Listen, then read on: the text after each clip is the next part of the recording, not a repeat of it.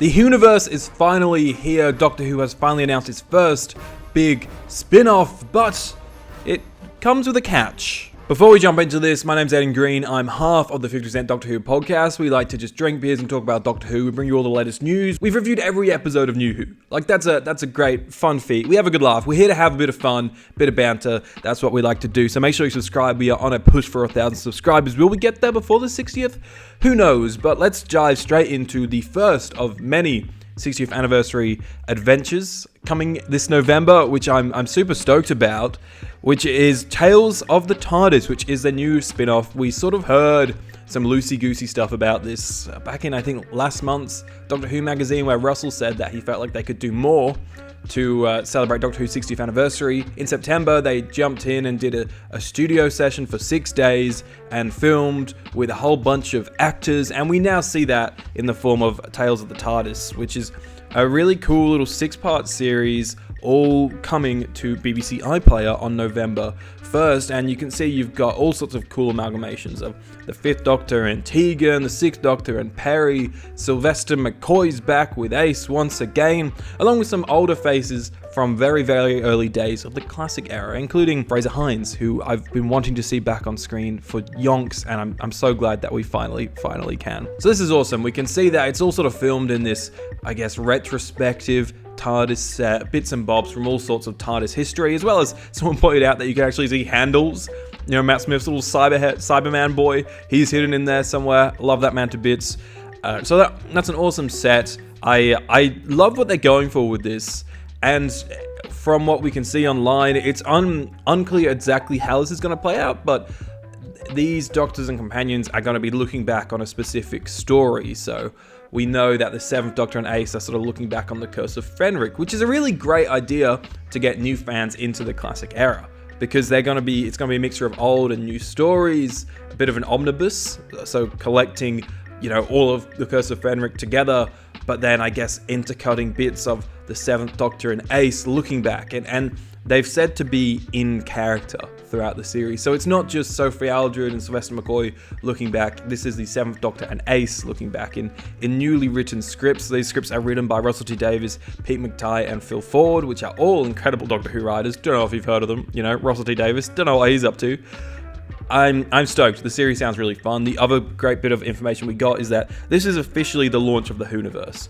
So there's been a big press release saying the Hooniverse is here. This is the first Doctor Who spin-off that will have the Hooniverse ident at the start of Doctor Who, which I'm so keen for. You know, we've got the kind of average Star Wars one. Obviously, there's the Marvel one. I'm so excited to see what the Doctor Who ident is going to be. I just wish I could watch it. So this is where my problem with this sort of spin-off lies, and I think it connects to a few worries that I've been having about this whole Disney Plus deal.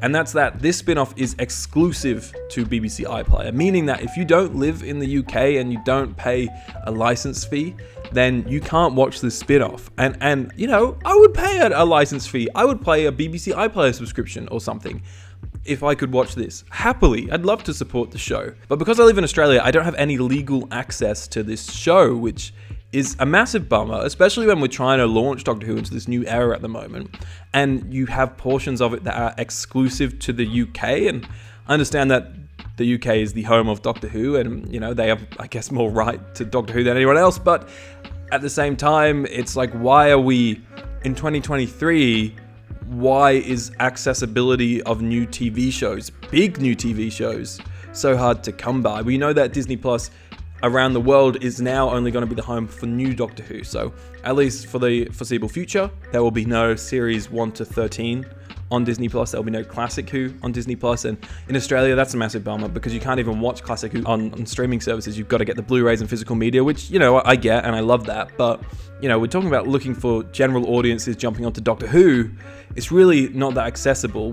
You know, obviously the new stuff is going to be extremely accessible on Disney Plus, but there's cracks forming in this Disney Plus scheme. The other big red flag for me is that about a month ago we got an announcement about Doctor Who Unleashed, which is sort of the Doctor Who Confidential of the new era. So looking behind the scenes at Doctor Who, and they were very vague in that press release and basically said, yeah, it'll be on BBC iPlayer.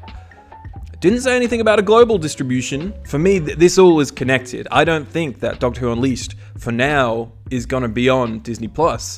Surely they would have said that in the original press release. And if we know that this Tales of the TARDIS series isn't making its way onto Disney Plus anytime soon, then surely Doctor Who Unleashed will follow that same trend, which is a massive bummer. We're trying to make Doctor Who big and have so much content coming out. This is the Hooniverse. But only if you live in the UK. Now, I get it. These shows, Tales of the TARDIS isn't going to be the biggest thing to come out of the Hooniverse. Doctor Who Unleashed isn't the biggest thing to come out of the Hooniverse. Obviously, Doctor Who is going to be on Disney Plus and very accessible. If there is that rumored unit spin-off, I'm sure that will be on Disney Plus as well. These other smaller shows like Tale of the TARDIS and Unleashed, they're not necessarily tailored to a as broad of an audience as Doctor Who, the main show, and its main spin-offs might be. But it's still a massive bummer, because it's sort of like I'm sat here like, okay, I guess I'm gonna, have to find ways of watching this because the BBC has given me no other choice.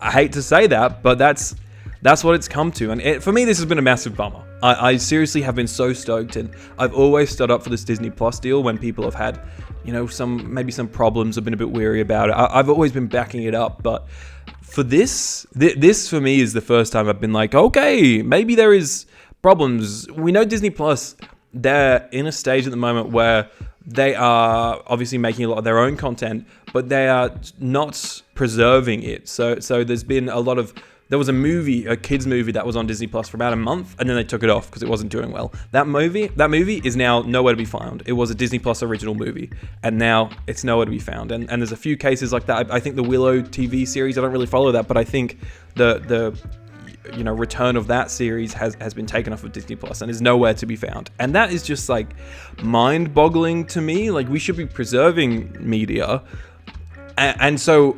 Is Disney Plus being selective as to what Doctor Who content they want? They don't want these smaller things? Surely it's not that hard to have it as like a bonus feature on the 60th specials or something like that. I just hope that we find a way to get this over legal in Australia and America and around the world, like Brazil, all those places that have been looking for Doctor Who for years. I just don't want to I don't want to be back in 2005 having to get my nana to send me tapes over of the latest episodes, I just don't want that. I don't want that again. Bottom line, I'm excited for the spin-off. Bit upset that it's not going to be legally available anywhere outside of the UK. What's the point, But yeah, I'm sure me and Connor will have a big spiel about it on this week's podcast coming out this Monday. We like to have a good laugh. We're going to be covering all the 60th specials as they come out, doing full podcast reviews. Going to have a lot of fun. We're going to be doing preview pods to, give our final theories before each special as well. So there's going to be 2 podcasts a week coming out, as well as our weekly watch-along episodes up until the 60th. So stay tuned for that. Make sure you subscribe if you haven't already, and I'll see you in another video or the podcast very, very soon. Thank you.